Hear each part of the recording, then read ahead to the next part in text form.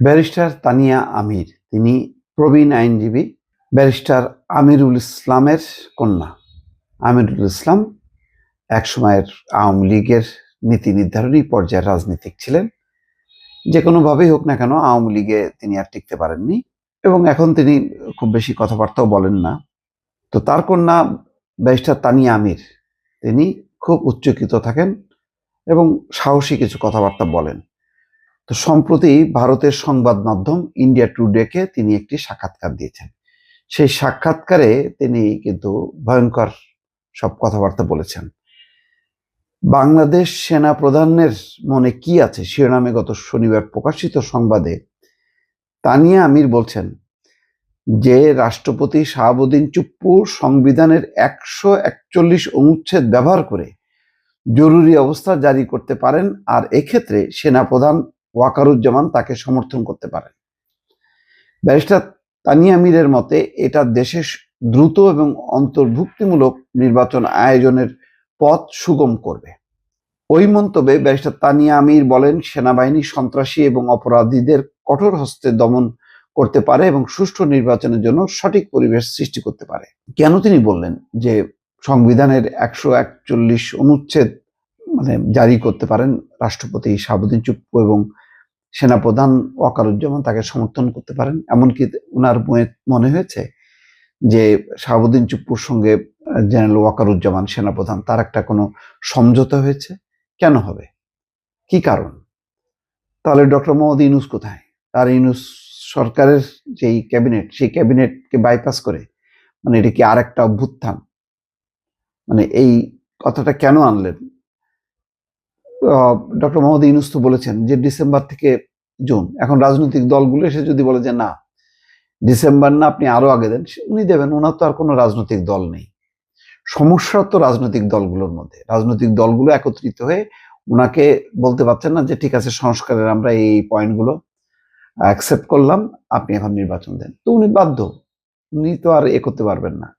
যতই ছাত্রদের দল যাই বলুক না কেন, জামাত বিএনপি এক হয়ে বা আরো মেজর যে সমস্ত বাম রাজনৈতিক দলগুলো, ওরা মিলে যদি অন্তত 10টা শীর্ষ নিবন্ধিত রাজনৈতিক দল যে যদি বলে যে আপনি অক্টোবর নভেম্বরেই দেন, ডিসেম্বর দরকার নেই, আরো আগে দেন, উনি দিয়ে দেবেন।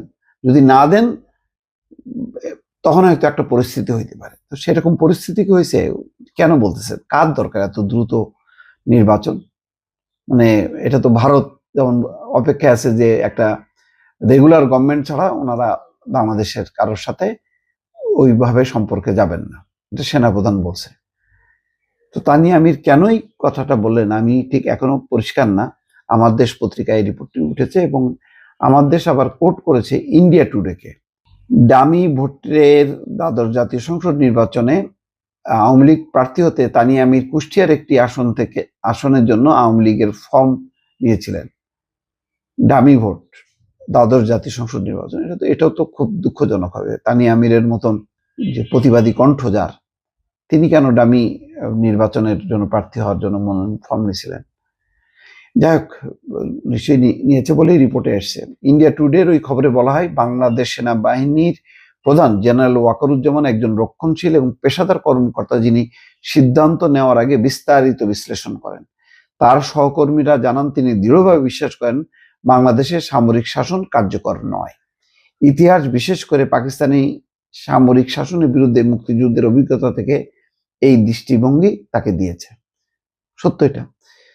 এই খবরে জাতিসংঘের মানবাধিকার কমিশনার ভলকার তুর্কের উদ্ধৃতি দিয়ে বলা হয়েছে, জুলাই আগস্টের আন্দোলনে কঠোর দমন-পীড়ন না চালাতে বাংলাদেশ সেনাবাহিনীকে জাতিসংঘ সতর্ক করেছিল এবং তা কার্যকর হয়েছিল। একজন সামরিক কর্মকর্তার বরাতে ইন্ডিয়া টুডের খবরে বলা হয়েছে, ওয়াকার সঠিক সময়ে সঠিক সিদ্ধান্ত নিয়েছিলেন। তিনি গুলি চালানোর অনুমতি দেননি এবং শেখ হাসিনা এবং তার উপদেষ্টাদের নিরাপদে বেরিয়ে যাওয়ার সুযোগ দেন। একটা শান্তি স্থাপন করেন তিনি।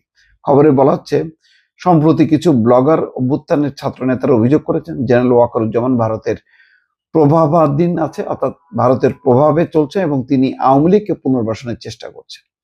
কিন্তু তার ঘনিষ্ঠরা বলেন তিনি কোনো গোষ্ঠীর অনুগত নন, বরং তিনি পেশাদার ভারতীয় সেনাবাহিনীকে অনুসরণ করে রাজনীতির বাইরে থাকতে চান। অর্থাৎ ভারতীয় সেনাবাহিনী যেমন রাজনীতির বাইরে থাকে, তিনিও রাজনীতির বাইরে থাকতে চান।